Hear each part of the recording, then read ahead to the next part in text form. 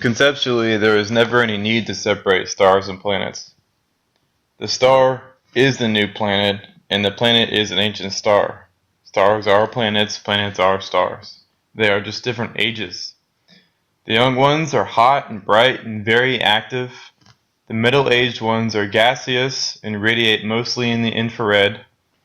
The old ones are rocky worlds with thin atmospheres, like Earth. The dead ones are rocky, desolate worlds with no magnetic field.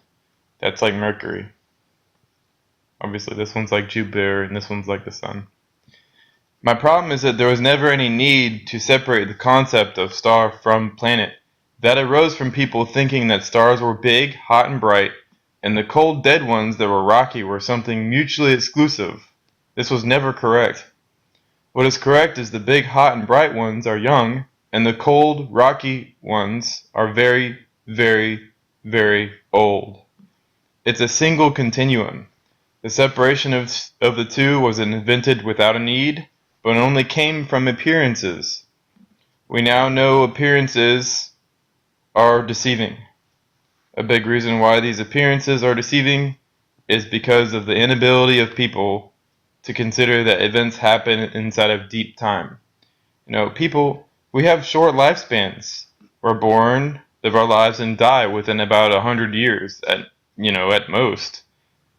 These events of stellar evolution happen in very, very deep time over many billions of years.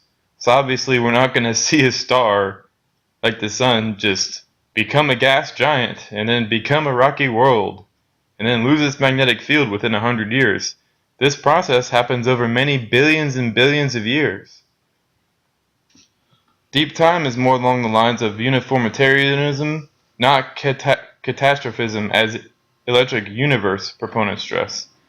I am a main proponent of uniformitarianism, or very long stretches of time are required for star evolution. I have quoted here, it has included the gradualistic concept that the present is the key to the past, and is functioning at the same rates. For the most part, same rates, yeah, but the key to understand stellar metamorphosis is that the star as it evolves is gradual. And over very many billions of years, what we see in the Earth's crust is the end result of very many stages of a star's evolution. So, all we have to do is work backwards and essentially reverse engineer the crust, and the core, and the mantle, and the atmosphere. We have to study that to realize that it wasn't that way in the past. It was very, very different. This is the end result of many years of stars' evolution. The planet just doesn't form in outer space from random rocks clumping together. No, it's a very deep time process in which a star cools and dies and becomes what humans call planet. But that's basically a big, big, big, big deal. And it's a very large hindrance to why scientists won't actually understand the stars. They'll be continuously confused. But there it is for my viewers. Hopefully that helps.